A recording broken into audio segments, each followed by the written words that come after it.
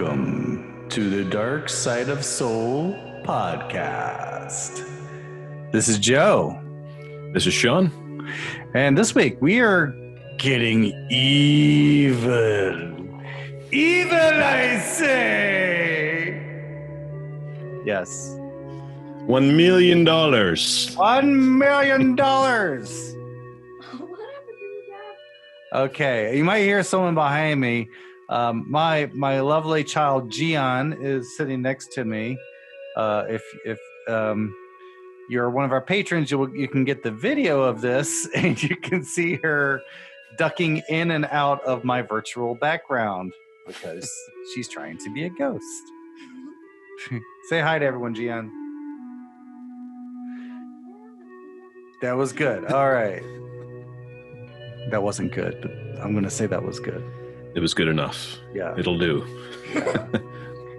So today, Sean, let's go over a little bit about what evil is in Korea. Before we even start, I'm horrible at this, aren't I? I'm a horrible a little introduction. Yeah. Introductions to everything. Point out, we also run the Dark Side of Soul Ghost Walk right here in Seoul. You can find out more information and easily book a tour at darksideofsoul.com. Very fun way to spend your evening. But even if you can't do that, or you just want other things to do, our Facebook page has lots of activities. We regularly run watch parties of really, I would say, classic and interesting horror films, in which everyone hangs out in the chat room and goes all Rocky Horror on the movie, I guess. And then also we have Minji the Ghost has possessed our chat bot. If you want to talk to Minji the Ghost, do simple things like ask her, say like, "Hey Minji, tell me a joke. Minji, how do you feel today?" And she will talk back to you. If just go into facebook.com/darksideofsoul and click the chat button, the contact button, and she will talk to you. It's kind of fun. She has games that she plays with you. She'll play games. Anyway, so what is the Korean concept of evil? I thought evil was universal. Well, I think the cultural idea that evil exists is universal. That's for sure. But I think what cultures consider evil might be different. But from a folkloric point of view, Koreans, the word that Koreans use for evil, and I'll broaden this in a minute. But the word that they use is sal. So if it's written in English, S-A-L. Sal? Sal, yeah. Sal? Sal can be, well, not rice. Oh. not uncooked rice. No. Evil rice. Evil rice. Or fat. Yeah, right. Sal, yeah, they're right. That's evil. Yeah. But sal, yeah, just it's a word that they use to describe evil forces, including ghosts and evil spirits and the sort. Sal. And I've seen it translated into English as curse. That's good, considering how what it's supposed to, or what it results in. And sal, these curses, these evil forces, cause harm, destruction, illness, and even conflict. Mm-hmm. So, like relationship conflicts. Oh, wow. So if you really break it down and look at it through the lens of folklore, is very likely the folkloric cultural response to things that Koreans could not control in the past. They couldn't control illness. They couldn't control natural disasters. Maybe they had no power to save their relationship with their better half or what have you. So they blamed it on evil forces, these curses, these evil entities that were manipulating them.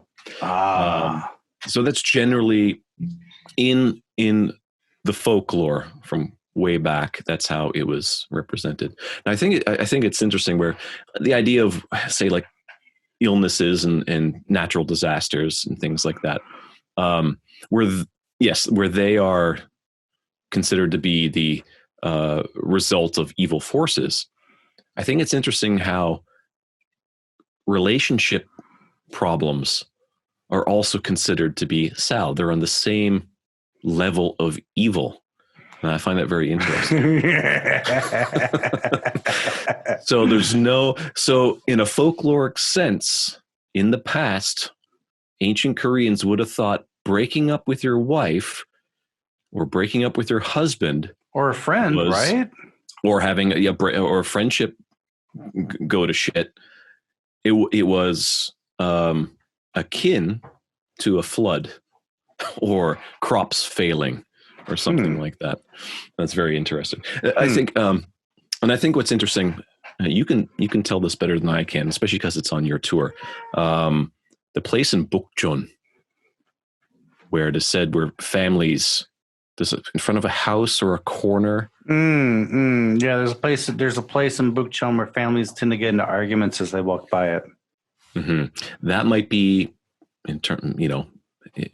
looking at it through the idea of Sal, there might be a location where an evil spirit exists that is producing Sal. It's cursing and people who walk through there. Ah, okay.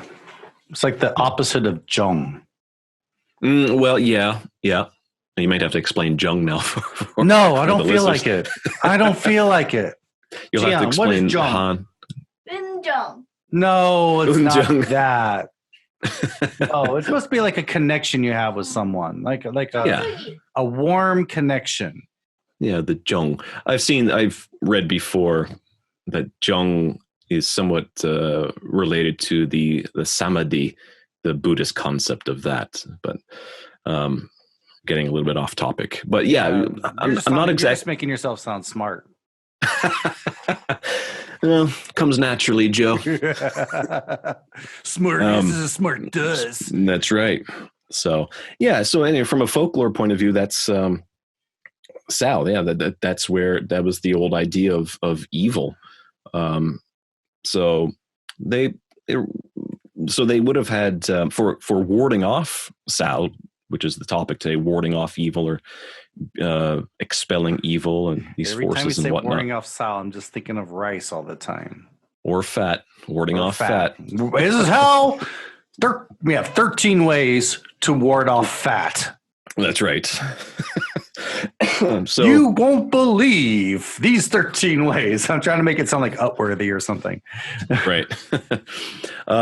So yeah, some of the some common rituals that were considered to be very important in the past were thought to be susceptible to Sal, to curses and these evil forces, and one was weddings. Yeah, so, they are cursed. See, and to avoid them being cursed, these were called the Judangsal, and this was the idea that a ghost could curse the wedding. So the process of preventing the ghost from creating the Judangsal, nobody could be standing under the eave of the venue where the wedding was taking place when the bride was passing through.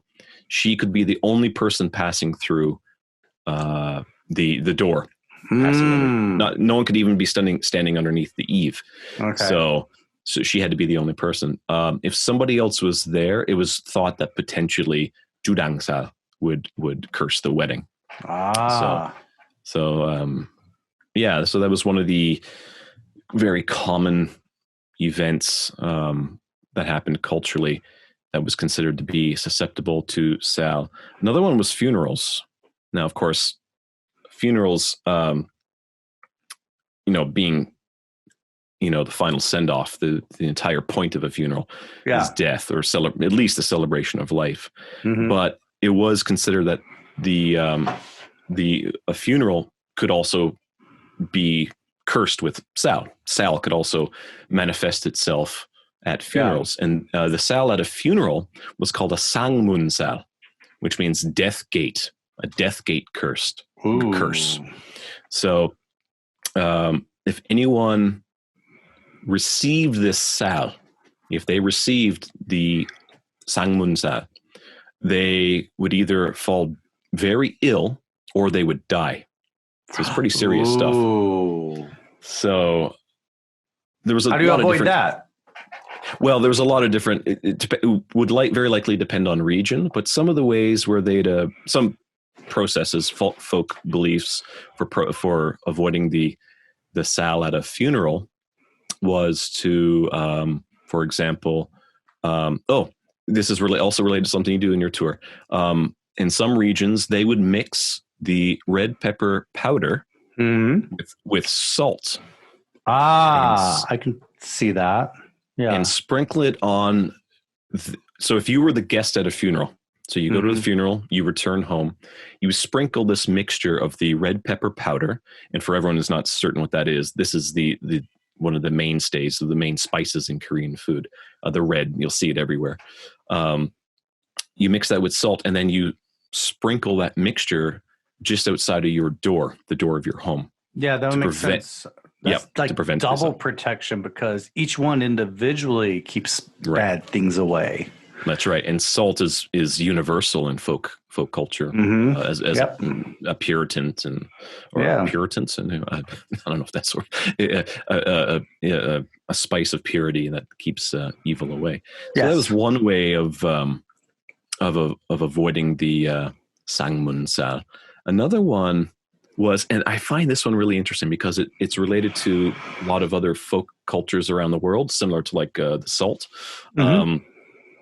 Going to a funeral, people in some regions of Korea would put a few beans, usually red beans, in their pocket. Yeah.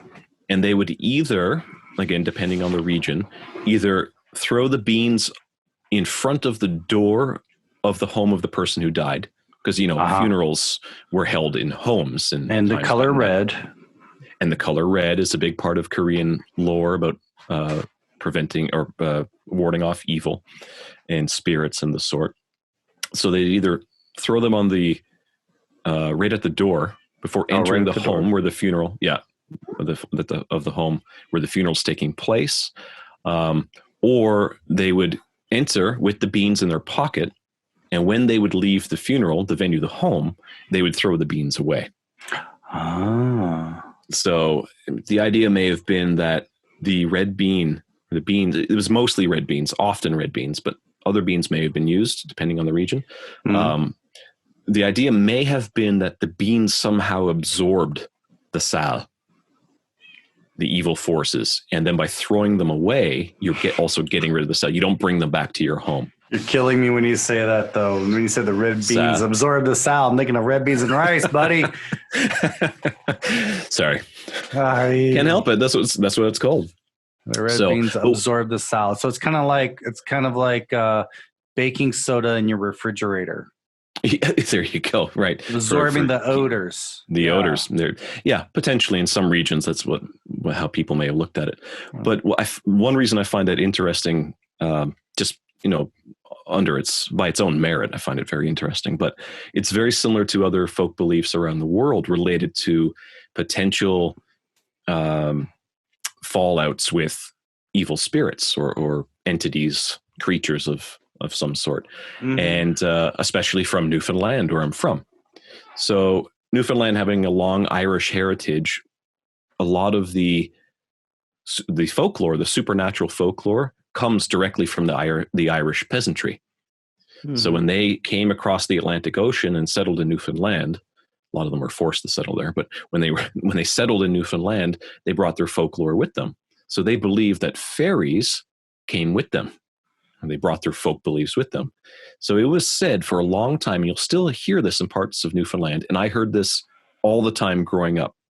If you go into the woods, you're in danger of meeting the fairies. Now, these aren't Disney fairy. This isn't Tinkerbell. They're not Disney fairies, right? They're dangerous. These are little creatures who can be mischievous, but they can also be dangerous. They can steal your children and replace them with and they replace them with changelings. Danger fairies. They can take you away, and you can be missing for years and years. Oh. And then when you finally appear, in your mind, you've only been gone for 5 or 10 minutes. So a lot of old folk stories like that. That's what happened to Carol Baskin's husband. Okay. So to avoid the fairies taking you away in Newfoundland, you'd carry pieces of bread in your pocket. So that's the version of the red bean. Yeah, and then when you return home, you throw it away.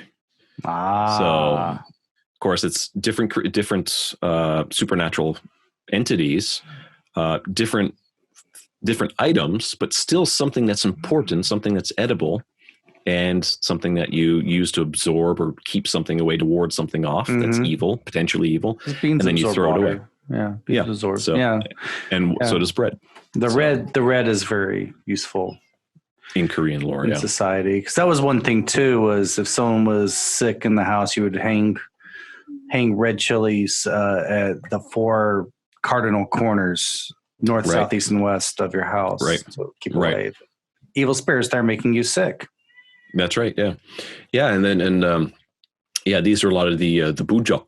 The bujok were the talismans that were usually made of paper. There was also the gumjul, and the gumjul was the taboo ropes.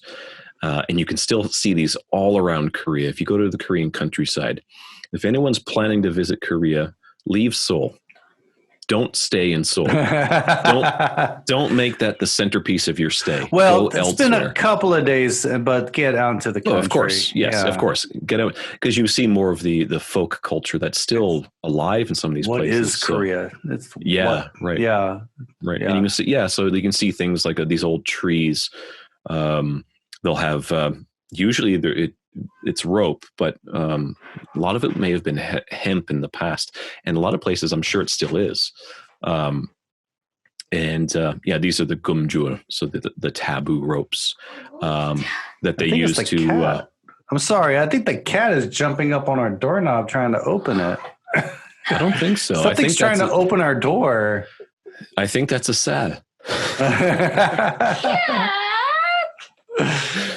So, but anyway, so a lot of these, so like the bujok, the talismans, you still see those as well. So in the past, I knew some people still may do this, but in Seoul, when Seoul became the capital, one significant thing is that when it was chosen as the capital, it was chosen because of its location, of course, the Pungsu Jiri, which is Korea's version of Feng Shui. So a lot of people don't realize today, mostly because Seoul is such a huge city with these massive skyscrapers everywhere, but Seoul is a big valley. Yeah. And there are mountains everywhere. I think this is something people, if they don't live here, this just doesn't strike them. I'm like, oh, I had no idea Seoul had so many mountains all around it, but it's a huge valley. It's a bowl. So the position of those mountains was important to the Pungsu Jiri, the Korean Feng Shui. And that's why Seoul was made the capital. But the mountain, the original borders of the city, of course, have changed over time. And Namsan, the South Mountain, which is now within the municipality of the city, it's now originally Seoul. Wasn't. Kind of. What's that? It's kind of North Seoul now. Yeah, that's right. Yeah. But that, and then beyond Namsan, farther south, there's Kwanaksan. And Kwanaksan is an ak. When you see ak in a Korean mountain name, ak often means that it's craggy. It has crags. It is, because I used to live at the foot of Gwanaksan. That's my mountain. That is my special mountain. Love that one. So like in Soraksan on the East Coast. Okay. Chiaksan. You see a lot of the mountains have ak, because Korean mountains are very sharp, right? And those are crags. So like Soraksan means snowy crag mountain, or Mount Snowy Crag. Anyway, so Kwanaksan, south of Seoul, originally outside of the southern gates, was considered to have a lot of I don't know how to explain it. It had fire energy. Yeah. Because of its Mostly There's a Dragon Mountain, isn't it? Something like that. I'd have to look at the I remember. the Okay, this again. is why it's going into me. Why I'm remembering this is back when Namdaemun, Silly Moon Gate burned down. Someone was saying that something about there was energies coming from Guanxan, from dragon that burned down the gate. Yeah, well, I've never heard it referred. That may be right, or that may be just a specific folk belief, but I haven't specifically heard that. But it doesn't mean that it's that people don't believe it, or it just may be a particular tradition that I've never heard. Just stands out in my head for some reason. Right, but it was a fire mountain with a lot of fire energy. So when Seoul became the capital, people were worried that this fire energy pushing itself north towards the capital would cause fires. So there were a couple different things that people did. Specifically, the government, Namdaemun, the South Gate, the actual name of the gate is Sungnaemun. It is the only gate of the 4 main gates that has its sign. If you see signs of gates, all actually behind for people seeing the video, if you move your head a bit, Joe, you see there the sign. That's Sunjungmun in Gyeonggi-gung. So all gates are always horizontal, but Namdaemun, with its name written Sungnaemun, the actual name of the gate, the signboard is vertical.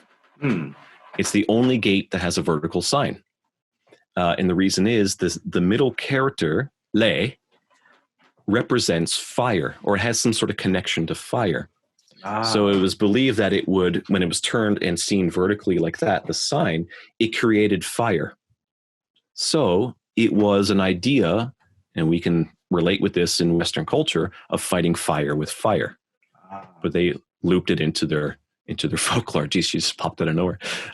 So that was designed specifically to keep the fire energy away from the city. Another thing that people would have done with the bujok, and I've mentioned that a couple times, the talismans, they would have written the Chinese character for water, su, on a piece of paper, and then they'd hang it in various places around their homes. And then the idea was that this talisman would ward off maybe huagui. And huagui are fire ghosts. And some of the other fire spirits or fire energy and whatnot. So these are some ways, going back to very early Chosun dynasty, that people would ward off the evil of fire. I see. Well, I have a few. Do you have any more like that? I have a few myself. Now, this came out. These are a little more modern ways, modernized. Like urban. And I wouldn't say urban. Contemporary. Step on a crack, break your mother's back. Yeah, well, those are urban legends. They'd be listed as contemporary legend. Oh, okay. But it's folklore. But go ahead. I have a bunch more, but we can very likely just do another episode of this in the future. I always do it. It's like, we'll do another episode about this. Yeah, we have so much content. Gian, podcast would be 3 hours long. This. So if you're talking about something scary, like if you're telling a scary story, you should brush your shoulders, because when you're telling a scary, just in case there's a ghost sitting on your shoulders, you should brush your shoulders.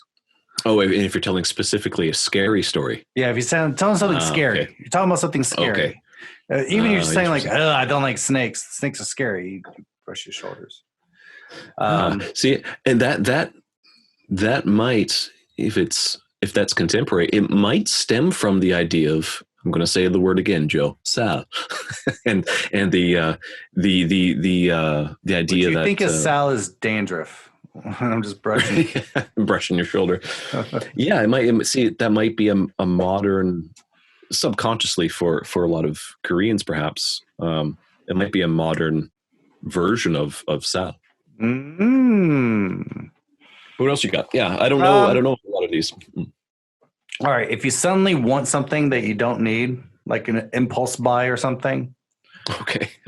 don't bring it home because likely the reason you suddenly wanted it was possessed.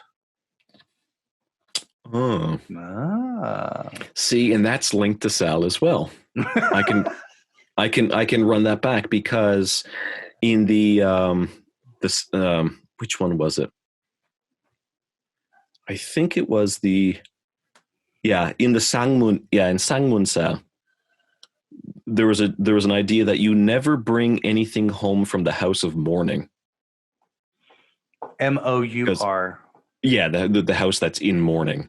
Who they just buried someone Not in the that house of household. the rising sun, which is technically morning. Yeah. Right. Yeah, but that's a whorehouse, Joe. Listen to that song again. Did you know that, Gia? Okay. She didn't hear. She can't hear me, everyone. Just so Joe has earphones on. But it is that House of the Rising Sun is a horror. Listen to this one. This is a cool modern one. If you get a call from an unknown number and there's silence, you should hang up immediately because likely that silence means it's a ghost. And if you say anything, it will follow your voice. Now she's getting scared. Now you're gonna have her knocking on your door at 3 a.m. Daddy. Dreaming about Sal. Have you ever walked into a place and you're like suddenly your heart is beating fast and you can't breathe? You should leave if you do that because that means something is holding your breath. Interesting. Also, if you have a severe headache, you should tie your hair with white string. Oh. Yeah, I've heard this one. And if you suddenly feel better, then that's what, then something was playing with your head. Yeah, something like that. Yeah. Something, a ghost of sorts. Or Sal. Well, it'd have to be Sal. If it was evil forces, then it was Sal. Yeah. Oh, I love this one. You wake up in the middle of the night. She hates this. If you wake up in the middle, if you wake up and you find that you're in the middle of doing something like sleepwalking, or in my case, making iced tea. Random. Stay awake, and watch TV because that meant that bored ghosts were playing with your body while you were asleep. Interesting. See a lot of stories from around the world. Yeah, and a lot of stories like that around the world. Waking up in the middle of the night at a certain time, 3:15, right around 3:10, 3:15 is a common time, allegedly, where people wake up. A lot of reasons for it, or suggested reasons. Good. You got any more? Well, then walk outside if you don't want to hear scary stories. I told you this is a scary podcast. This scary podcast. Somewhere I told you we're not just going to talk about butts, which I know is your favorite subject. But this is a scary podcast. All right, bye, Gian. All right, scared her too much. And the cat was at the door, jumping on our doorknob.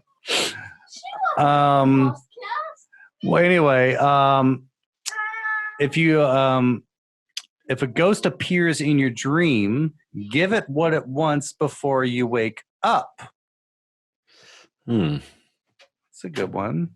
This is what I find confusing is this one. Do not sleep in hot and humid spaces. Because that conflicts a bit with fan death. And Korea. Yeah, Korea hot. Well, you're from Newfoundland. Yeah. Yes. Korean summers. I'm coming up on my 21st summer in Korea. Wow. Still not used to it. See, I say the opposite about winters. I have a hard time with Korean winters, even though this one was pretty tame. Last couple of years have been tame, yeah. Not a whole lot of Sal in the winters here in the last couple of years. No.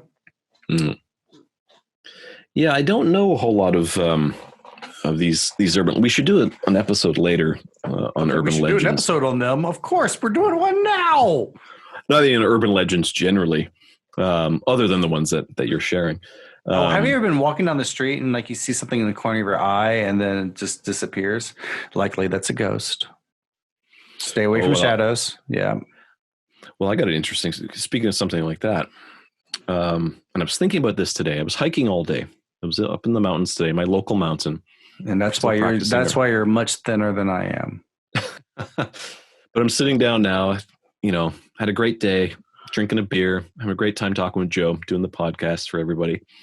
And I was with my daughter, and we go up to our local mountain all the time. And there's a lot of shamanic shrines and whatnot in that mountain. Just randomly, you can see them up through the trees and whatnot.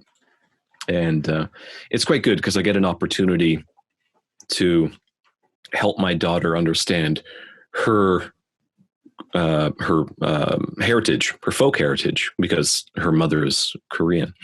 So, and while we're up there today, we're sitting down, and at the very top, when you get to a ridge and it rolls down to the other side, there's a huge cemetery. And while we were there today, it was getting dark. It was probably, anyway, it was coming on dusk. My daughter was playing, and in the background, it's a beautiful, beautiful view in the background. Down in the cemetery, there was someone walking around in a white robe.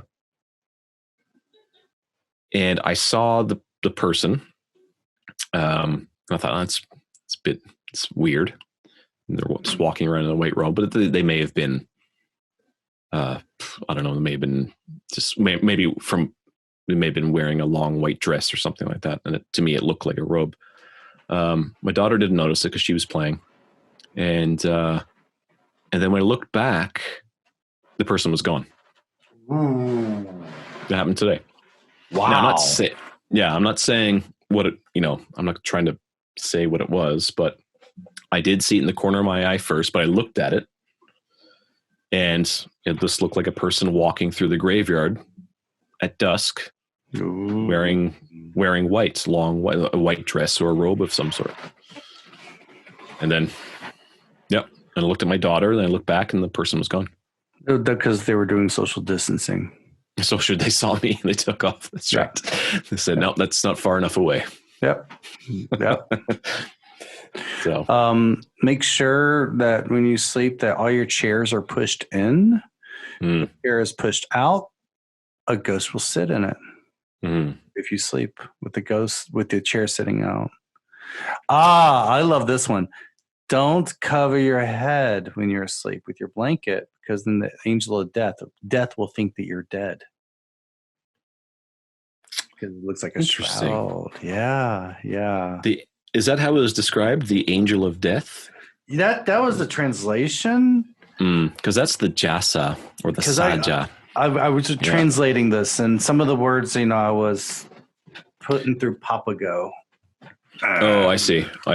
Yeah, they may have. Do you remember the Korean word?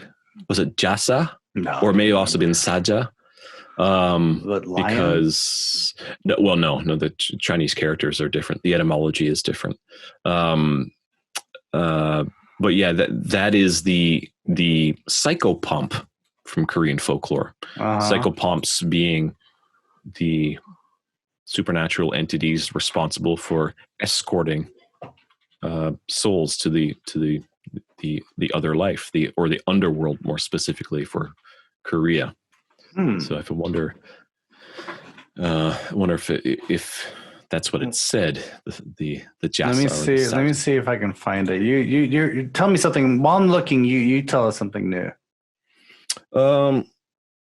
Okay. So some of the shamanic methods of warding off sal is called the rituals are called salpuri.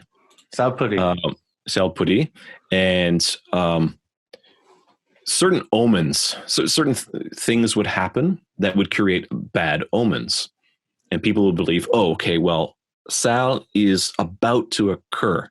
So you have the perfect opportunity to perform, or get a shaman to perform salpuri to ward off the evil forces, to expel the evil before they take hold. One bad omen in the past was a baby being born with blood on its body.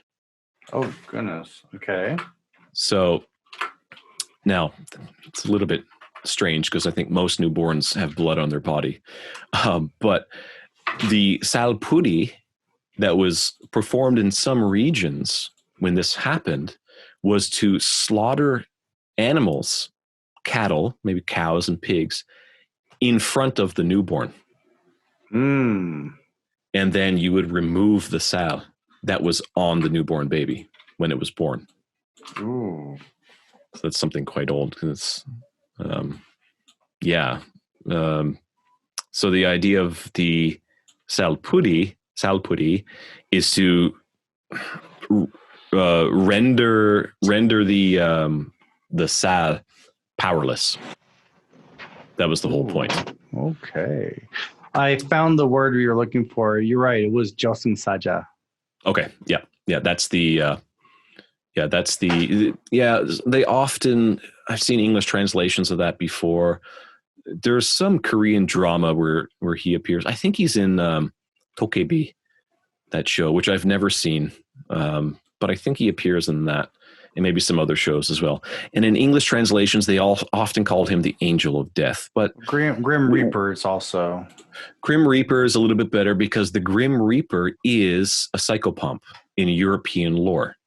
Mm-hmm. He's a guardian. The Grim Reaper doesn't kill you.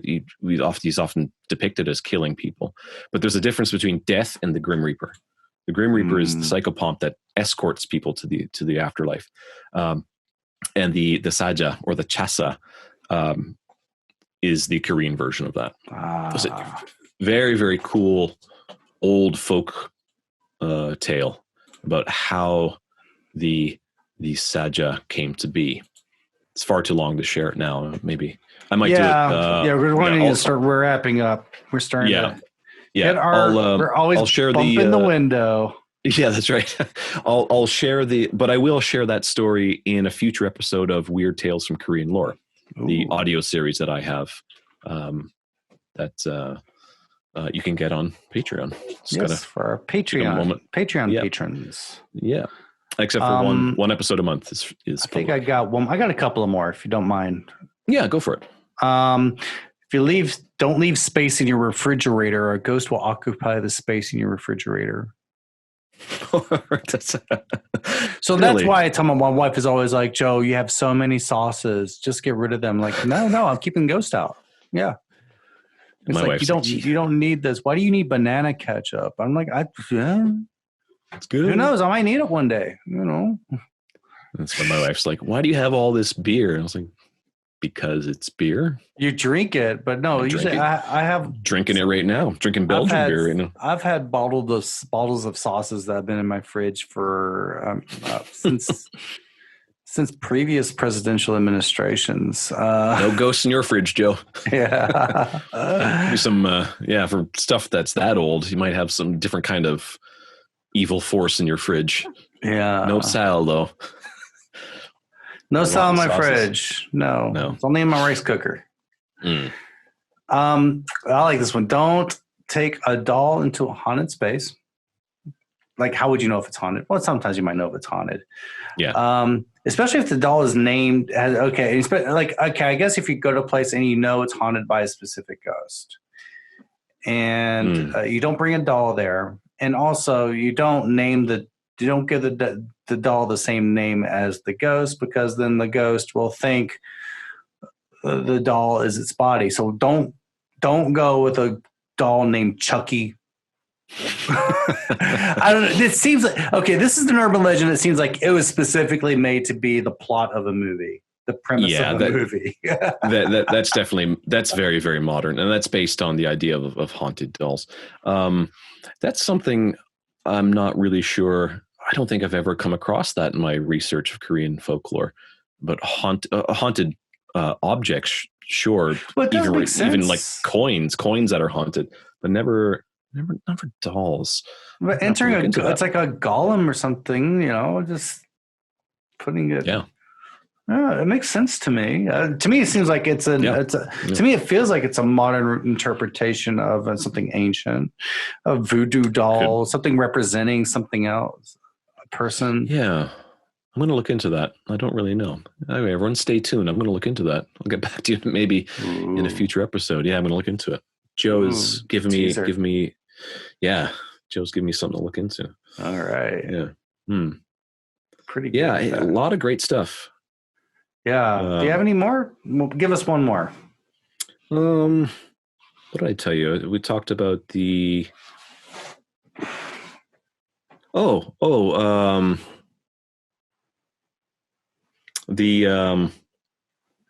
Bangsangshi.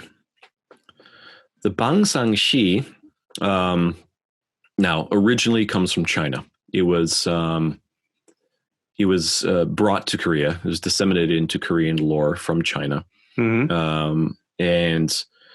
But in China, Bangsangshi was considered to be a deity, a god that could ward off evil spirits, but specifically at funerals. So in Korean tradition, the way they interpreted the lore was the Bangsangshi had to be a role performed by somebody at funerals. And they are always at the front of the procession, the funeral procession.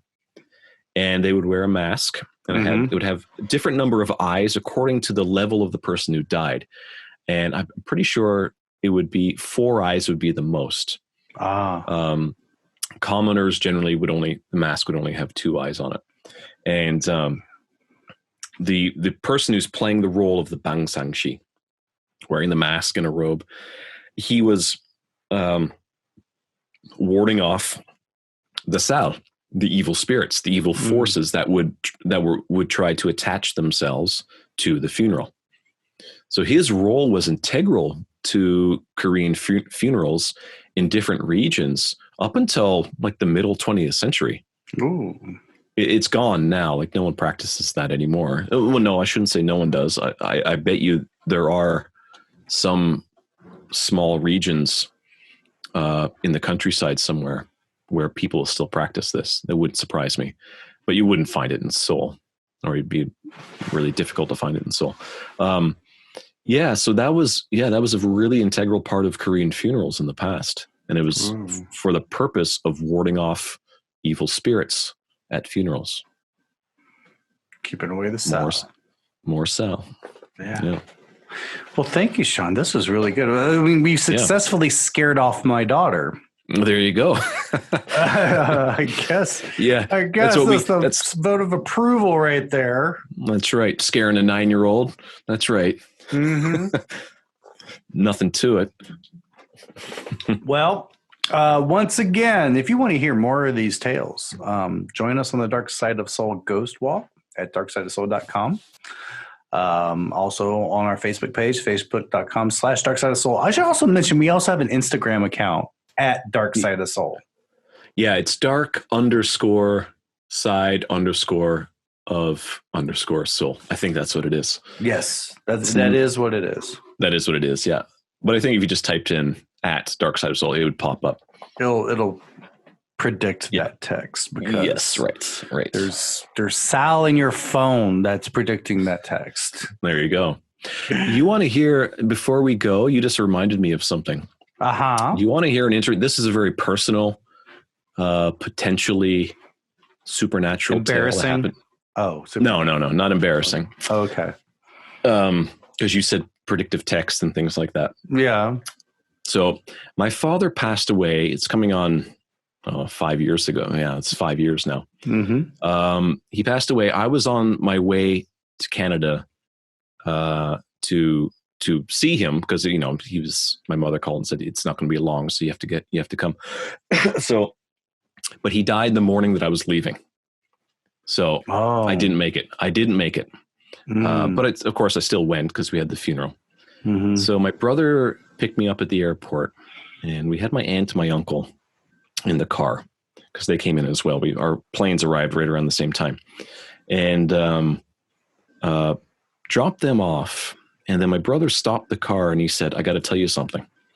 So after my father died, he died like this is kind of like in the early afternoon.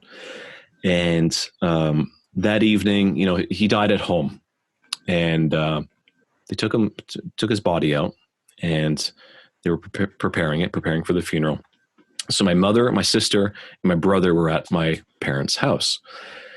So my sister decided to sleep in the same bed with my mother to comfort her, and my brother needed some time on his own. He needed to clear his head, to contemplate, and he sat down, poured a beer, and he said, he was waiting for me to make it. My brother and I are quite close. And he said, he's just kind of waiting for me. So he said, I'm going to kind of try to clear my head. I'm going to watch something on Netflix. And so he took a tablet, and it was a Galaxy Tab, maybe. It was a Samsung. And he started typing in Lost. He wanted to watch, because he had been watching Lost.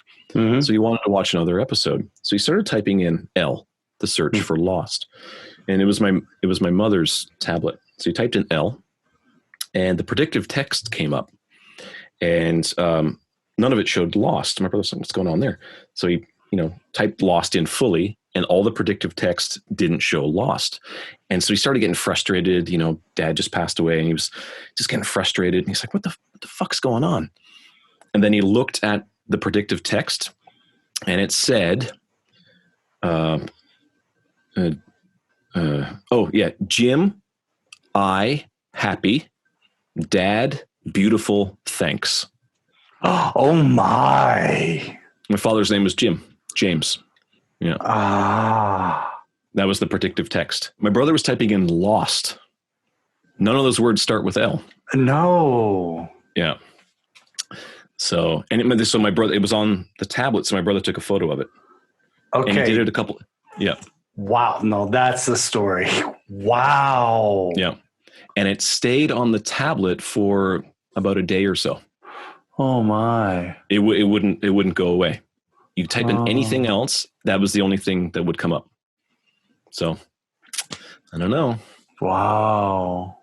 Yeah. So when you said predictive text, that reminded me. Wow, that's a good story. Okay. That's going to keep me awake. Music by Sorak-san. Speaking of Ak Mountains. Mm-hmm. And interestingly, today, I wanted to say quick before we pass on. Sorak-san, who does the theme music, not only for the podcast, but also for my audio series, Weird Tales from Korean Lore. But the title of the song that we use for the theme for the podcast is Talisman. Bujok, in which we were talking about Bujok today. Oh, yeah, we were. Yeah. We were.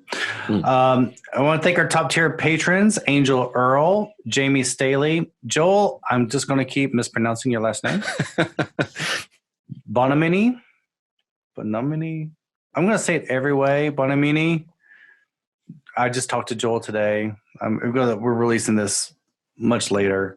Sharon Cullen, also thank you. If you want to be a patron, go to our website, darksideofsoul.com/podcast. We have a Patreon account. Different levels, just started at $5 and above. If you get started at the $5 level, you can get $5 a month. You get video versions of the show. Plus you get a lot of extras like Weird Tales from Korean Lore. And upper tiers, we get some cool music, and the highest tiers, you also get some loot and a lot more stories. And we have a lot of other things planned if we hit a certain number of patrons. If we can get, if we can get ourselves up to $200 a month, and it gives us enough breathing room to create more content. More contents, yeah. So pass the word along. Please do share it with your friends. Please subscribe on Spotify, Apple Podcast, Stitcher, whatever you use as your podcatching app. We're basically on everything now. I think we're on the Google Podcast as well now. And thanks for the 200 downloads. We're not up to this point right now. Haven't been doing it that long. 200 downloads today. Yeah. We're doing okay. Okay. Wow. We did it, Sean. Good job, man. All right. Yeah. Well, everyone, thank you, Sean. Everyone, thanks, Joe. Stay spooky. Good night.